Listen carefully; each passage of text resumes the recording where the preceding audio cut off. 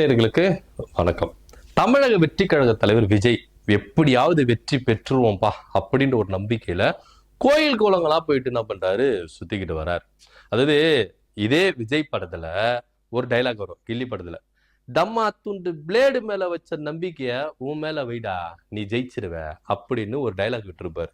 இதே விஜய் அவர்கள் கோயில் கோலங்களா போய் சுத்தி வச்சிருக்கிற நம்பிக்கை விட மக்கள் மத்தியில நீங்க நம்பிக்கை வச்சிருந்தீங்கன்னா இந்நேரம் நீங்க ஜெயிச்சிருப்பீங்களே அப்படின்ற ஒரு கேள்வி தானே எல்லாருக்கும் வரும். சோ சினிமாக்கு மட்டும்தான் உங்க டைலாகா, நிஜ வாழ்க்கையில அது கிடையாதா? அப்படின்னா மக்களே இவரை நம்பல, மக்கள் இவரை நம்பல, இவரு மக்களை நம்பல அப்படின்றதான் ரொம்ப வெட்ட வெளிச்சமா தெரியுது. ஏன்னா பிரச்சாரங்கள்ல போற இடத்துல கான்பிடண்டா இருங்க, நம்பதான் அப்படின்னு சொல்லிக்கிட்டு வந்த விஜய் இப்போ மக்கள் மேல நம்பிக்கையை இழந்துட்டாரு அப்படின்னு தெரிஞ்சு கோயில் கோலங்களா போய் என்ன பண்ற சுத்திர திருச்செந்தூர் கோயிலுக்கு போனாரு. திருச்செந்தூர் கோயிலுக்கு போயிட்டு முருகனை தரிசித்து வந்தாரு. அதுவும் ஒரு பெரிய பிரச்சனையா இருக்கு, இப்ப சர்ச்சைகளை கிளப்பி இருக்கு. அந்த பூரண மரியாதை எதுக்கு செஞ்சீங்க மாற்று மதத்தினருக்கு அப்படின்னு ஒரு இந்து அமைப்பினர் போர்க்கொடியை தூக்கி இருக்கிறாங்க அப்படின்னு பேசலாம். அடுத்தபடியா ஷீரடிக்கு போனாரு. ஷீரடிக்கு போயிட்டு சாய்பாபா தரிசிச்சாரு. அதுல எப்படி சாஸ்தாங்கமா விழுந்து தரிசிச்சாரு அதெல்லாம் நம்ம பார்த்தோம். அது மாத்திரம் இல்லாம இப்போ அடுத்ததா வேளாங்கண்ணி கோயிலுக்கு போறாரு. நாளைக்கு காலையில சிறப்பு திருப்பலி இருக்குது, அதுல கலந்துக்க போறாரு விஜய் அப்படின்னு பேச. அதை தொடர்ந்து அப்படியே நாகூர் தர்காக்கும் போறாரு அப்படின்னு. சோ இப்போ கோயில் கோலங்களா என்ன பண்றாரு, சுத்திக்கிட்டு வராரு. தேர்தலுக்கு முன்பாக இந்த டிராமாக்கள் போட்டாரா, தேர்தலுக்கு முன்பாக இந்த கோயில் கோலங்களுக்கு போனாரா அப்படின்னா கிடையவே கிடையாது அப்படின்னு சொல்லலாம். தேர்தலுக்கு பிந்தைய இந்த மாதிரி விஷயங்கள்லாம் செய்யுங்க, நிச்சயமா உங்களுக்கு வெற்றி வரும் அப்படின்னு அவரு கூட இருக்கிற பண்டிதர் ஜோதிடர் சொன்னதுனால இப்படியான விஷயங்களை அவர் செய்யல. அப்ப மக்கள் மத்தியில உங்களுக்கு நம்பிக்கை இல்லையா அப்படின்ற ஒரு கேள்விதான் இருக்கு. மத சார்பற்ற கொள்கையில நான் உறுதியா இருக்கிறேன் அப்படின்னு சொல்லிட்டு மதமா போய் சுத்திட்டு இருக்கீங்களே அப்படின்னு தானே எல்லாருக்கும் கேள்வி இருக்கும். முதல்ல இந்து மதத்துக்கு போய் சுத்துனீங்க, இப்ப கிறிஸ்டின் மதத்துக்கு போய் சுத்துறீங்க, இப்ப முஸ்லீம் இஸ்லாமிய மதத்துக்கு போய் சுத்துறீங்களா, மதமா போய் சுத்துறீங்களா, அப்ப மத சார்பற்ற கொள்கையில என்ன உறுதியா இருக்கிறீங்க அப்படின்னு பலரும் என்ன பண்றாங்க, கேள்விகள் கேட்டுட்டு வராங்க விஜய் சார் அப்படின்னு. ஏன்னா இது தேர்தலுக்கு முன்பாக அப்படி போயிருந்தாருன்னா யாரும் இவருக்கு ஓட்டு போட்டிருக்க மாட்டாங்க. இப்போ ஓட்டு போட்டாச்சு, அதனால என்ன இப்ப இதுக்கப்புறம் மக்கள் நம்மள கேள்வியா கேட்க போறாங்க. நிர்வாகிகளே கேள்வி கேட்க மாட்டாங்க, மக்கள் கேள்வி கேட்டு என்னப்பா புரோஜனம், நான் போறேன்ப்பா கோயில் குளமா அப்படின்னு சொல்லிட்டு கோயில் குளங்களா சுத்திட்டு இருக்காரு. அடுத்து வேளாங்கண்ணி கோயிலுக்கு போறாரு, அப்புறம் நாகூர் தர்கா கோயிலுக்கு போறாரு, அப்புறம் மெக்கா கூட போறதுக்கு வாய்ப்பு இருக்குங்க. அப்புறம் இஸ்ரேலுக்கு போக முடியாது, ஏன்னா அங்க போர் நடக்குது, அதனால மெக்காவுக்கு போயிட்டு வந்துருவாருன்னு நினைக்கிறேன். எப்படியோ விஜய் அவர்கள் ஒரு விஷயத்தை செஞ்சுட்டு இருக்காரு வச்சுக்கோங்களேன்.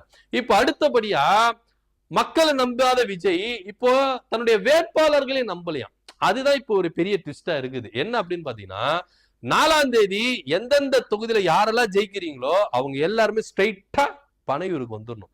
பனையூரை விட்டுட்டு வெளியே போனீங்க எல்லாரையும் கட்சியை விட்டு தூக்கிடுவேன். அப்புறம் அண்ணனை சாப்பிட்டா தானே பார்த்திருக்கீங்களா, டெரரா பார்க்க விரும்பாதீங்க அப்படின்ற ரேஞ்சுக்கு ஒரு அழைப்புதல், ஒரு கோரிக்கை, ஒரு மிரட்டல் அப்படின்னு கூட சொல்லிக்கலாம். அந்த ரேஞ்சுக்கு என்ன பண்ணியிருக்கிறாரு, தன்னுடைய வேட்பாளர்களுக்கு அறைகூவல் கொடுத்திருக்கிறாரு விஜய் அவர்கள் அப்படின்னு சொல்லலாம். ஏன்னா ஒரு பயம் வந்துருச்சு அவருக்கு.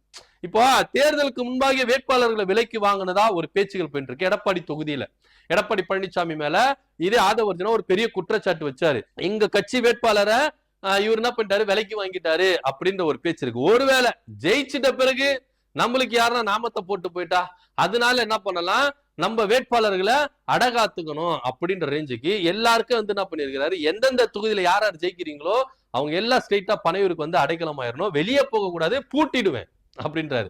அதாவது முழுசா ரிசல்ட் தெரியும் யாரெல்லாம் ஜெயிப்ப. உதாரணத்துக்கு பெரம்பூர் தொகுதியில ஜெயிச்சாலும் அவர் உள்ள இருப்பாரு. இப்போ பாத்தீங்கன்னா விருதுநகர் தொகுதியில ஜெயிச்சா அந்த வேட்பாளர் அங்க போகணும், திருச்சியில ஜெயிச்சா அவர் அங்க போகணும், எல்லாருமே போயிடணும், பூட்டு போட்டுருவாராம், வெளியே போக கூடாது. ஏன்னா யாரு ஆட்சியை பிடிக்க போறா அப்படின்ற ஒரு விஷயம். இதுல பல விஷயங்கள் சொல்றாங்க.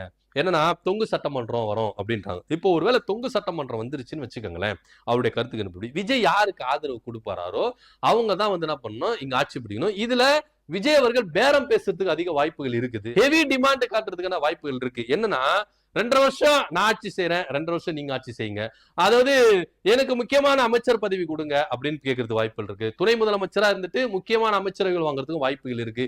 இப்படி பல வியாபாரங்கள் பேசுறதுக்கு விஜய் வாய்ப்புகள் இருக்குது அப்படின்னு பேசப்படுது. ஒருவேளை இங்க தொங்கு சட்டமன்றம் வந்துருச்சுன்னா அதிமுக விஜய் 2 பேரும் ஒண்ணு சேர்ந்து இங்க ஆட்சியை பிடிப்பாங்க அப்படின்னு பேசப்படுது. இதுல பல பேர் கருத்து கணிப்புகள் இருக்குது. அது தொங்கு சட்டமன்றம் வரும் அப்படின்றாங்க, திமுக ஆட்சியை பிடிக்கும் அப்படின்றாங்க, யாருக்கும் மெஜாரிட்டி இல்லாம இங்க போறதுக்கு வாய்ப்புகள் இருக்குது அப்படின்னு பேசப்படுது. எப்படியா இருந்தாலும் இங்க லோக்போல் அப்படின்ற ஒரு அமைப்பு இருக்குல்ல, இவங்க கருத்து கணிப்பு கொஞ்சம் அக்யூரேட்டா இருக்கும், அப்படி நியர்பைல வரும் அப்படின்னு சொல்லப்படுது. அவங்களும் ஃபுல்லா ஏத்துக்க முடியாது, பட் இருந்தாலும் நியர்பைல இருக்கும். அதாவது ரிசல்ட்டுக்கும் இவங்களுடைய கருத்து கணிப்பும் கிட்டத்தட்ட சமமா இருக்கிறதுக்கு வாய்ப்புகள் இருக்குது அப்படின்னு பலரும் பேசிக்கிட்டு இருக்கிறாங்க. சோ இப்படி இருக்கும் பொழுது பெரும்பாலான நிறுவனங்கள் இன்னைக்கு கருத்து கணிப்புகளை வெளியிட்டு இருக்கிறாங்களே, இந்த நிறுவனங்கள் எல்லாமே, இந்த அமைப்புகள் எல்லாமே திமுக தான் ஆட்சியை பிடிக்கும் அப்படின்னு கன்ஃபார்மா சொல்லிட்டாங்க. இப்ப 2ஆம் இடத்துக்கு யார் வரப்போறா, அதுதான் இந்த தேர்தலுக்கான போட்டியா இருக்கும் அப்படின்னு கணிச்சிருக்காங்க. இதுல ஒரு சில இடத்துல அதிமுக வர்றதுக்கு வாய்ப்பு இருக்கு, ஒரு சில இடத்துல தாவேகா வர்றதுக்கு வாய்ப்பு இருக்கு. நீ எப்படி கருத்து கணிப்போனா போயிட்டுக்கங்க, எங்களுக்கு அதை பத்தி கவலையாது, நாங்க ஆட்சியே பிடிக்க மாட்டோம், ஏன் ஒரு சீட்டு கூட வாங்க மாட்டோம் நீங்க சொல்லுங்க, ஆனா கருத்து கணிப்பு படி இங்க எதுவுமே நடந்தது இல்ல, அதை முதல் ஞாபகம் வச்சுக்கோங்க அப்படி. அம்மா காலத்திலேயே இந்த கருத்து கணிப்புல தவிடு பொடி ஆக்கணுங்க ஜெயலலிதா, அதே ஃபுல் பேச்சோட தான் அதிமுக அப்படின்னு ஒண்ணு இருக்குது. அதனால தொண்டர்களுக்கு எடப்பாடி பழனிசாமி கடிதம் எழுதியிருக்கிறார். யாரும் இந்த கருத்து கணிப்பை பார்த்து தோண்டு போக கூடாதுப்பா, எல்லாம் புத்துணர்ச்சி இருங்க, நம்ம தான் ஆட்சியை பிடிக்கிறோம், நான் தான் முதலமைச்சர், நீங்க எல்லாம் அமைச்சரவையில இடம் பெறுவீங்க, அதனால ரொம்ப எனர்ஜியா இருங்க, இந்த கருத்து கணிப்பை பார்த்து யாரும் தோண்டு போயிடாதீங்க அப்படின்னு தன்னுடைய நிர்வாகிகளுக்கும் வேட்பாளர்களுக்கும் எடப்பாடி பழனிசாமி என்ன பண்ணியிருக்கிறார், கடிதம் எழுதியிருக்கிறார். உண்மையா அது கூட சொல்லலாம். ஏன்னா இதுவே நீங்க வந்து பாத்தீங்கன்னா பல இடத்துல பல தேர்தல்ல திமுக தோத்துறன்னு இருக்காங்க, திமுக ஆட்சி அமைச்சிருக்கு, அதிமுக தோத்துறன்னு இருக்காங்க, அதிமுக ஆட்சி அமைச்சிருக்கு அப்படின்னு சொல்லலாம். இது ஒரே ஒரு விஷயம் பாத்தீங்கன்னா, டிவிக்கு ஒரே ஒரு நிறுவனம் தான் அதிகப்படியான பாஸ் மார்க் கொடுத்துருக்காங்க, 160 இடங்கள் பெறுவாங்க அப்படின்னு சொல்லிட்டு ஆக்சிஸ் மை இந்தியா கொடுத்துருக்கு. இந்த ஆக்சிஸ் மை இந்தியாவோட கருத்து கணிப்பும் ஃபெயிலரா போயிருக்கு கடந்த நாடாளுமன்ற தேர்தலில் அப்படின்னு சொல்லலாம். சோ அப்படி வச்சு பார்க்கும்போது இத இவங்க பாசிட்டிவா எடுத்துட்டு என்ன பண்ணிட்டாங்க, தன்னுடைய நிர்வாகிகளுக்கு வேட்பாளர்களுக்கு என்ன பண்ணிருக்காங்க, கூப்பிட்டு இருக்காங்க. 40 வேட்பாளர்கள் நினைக்கிறேன், 40 வேட்பாளர்களை தான் இவங்க கூப்பிட்டு என்ன பண்ணிருக்காங்க, தீவிர டிஸ்கஷன்ல ஈடுபட்டு இருக்காங்க. 233 தொகுதிக்கு நீங்க வேட்பாளர் அறிவிச்சீங்க சார், தேர்தல களம் கண்டிருக்கீங்க, ஏன் அவங்களெல்லாம் கூப்பிடல, வெறும் 40 பேர், இந்த 40 தொகுதியில மட்டும்தான் வெற்றி வாய்ப்புகள் இருக்குது அப்படின்னு விஜய் கைக்கு ஒரு ரிப்போர்ட் போயிருக்குங்க. சோ இதெல்லாம் வச்சுதான் விஜய் என்ன பண்ணிருக்காரு, இந்த 40 வேட்பாளர்கள் மேல மட்டும் தான் என்ன பண்ணிருக்காரு, போக்கஸ் என்ன பண்ணிருக்காரு, ரொம்ப தீவிரப்படுத்திருக்காரு.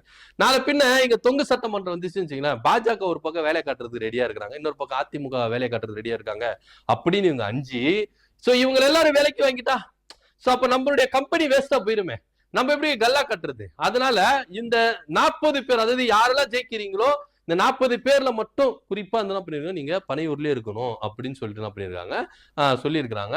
இந்த 40 தொகுதியில மட்டும் ஒரு போக்கஸ் வந்து என்ன பண்ணிருக்கு போயிருக்கு. இந்த 40 தொகுதியில ஜெயிக்கிறதுக்கான வாய்ப்புகள் அதிகமா இருக்குதுப்பா. அந்த 2 தொகுதியில வந்து பாத்தீங்கன்னா விஜய் தொகுதி 2 தொகுதி, மீதி 38 தொகுதி தான் வெற்றி வாய்ப்பு உள்ள தொகுதி அப்படின்னு பேசப்படுது.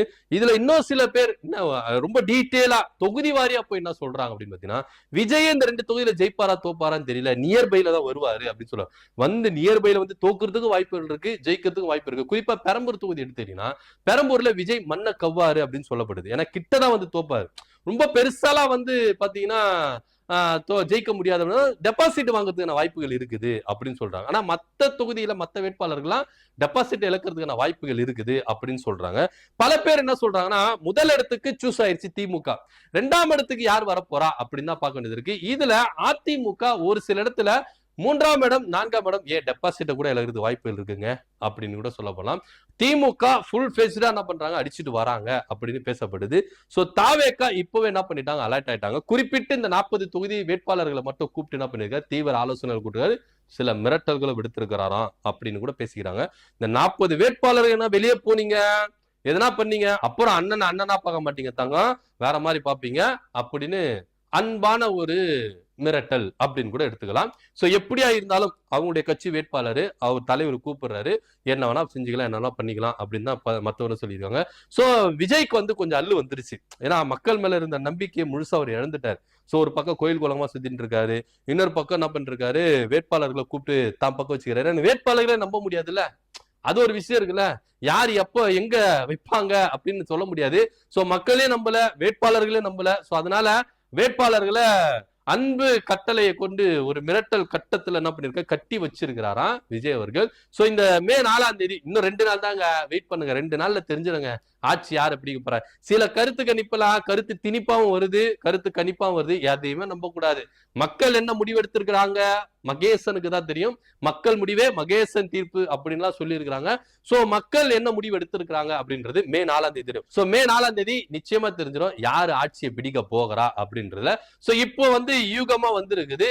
இந்த யூகத்தை யாரும் நம்பிட வேண்டாம் அப்படின்னு தான் பேசப்படுது. ஆனா ஒரு சிலர் இதை வச்சு என்ன பண்றாங்க, இப்பவே என்ன பண்றாங்க, பேச்சுகளை தொடங்கிட்டாங்க. இதுல தாவேக்கா ரொம்பவே அதீத மாதிரியான பேச்சுகள்லாம் பேசிக்கிட்டு இருக்காங்க. மே 4ஆம் தேதி தெரிஞ்சிடும் மக்கள் முடிவு கொடுப்பாங்க அப்படின்னு சொல்லிட்டு. சோ விஜய் அவர்கள் தன்னுடைய வேட்பாளர்களை நம்பாம தன்னுடைய வேட்பாளர்களை அடக்கத்துல எப்படி கூவத்தூர்ல ஒரு சம்பவம் நடந்தது. சோ அந்த மாதிரி இப்போ நடக்கிறதுக்கான வாய்ப்புகள் இருக்கு. பனையூர் அடுத்த கூவத்தூரா மாறதுக்கான கூட வாய்ப்புகள் இருக்குது அப்படின்னு பேசிட்டு இருக்காங்க. சோ இதை பத்தியோட கருத்து என்ன அப்படின்னு கீழே கமெண்ட் பண்ணுங்க. நன்றி, வணக்கம்.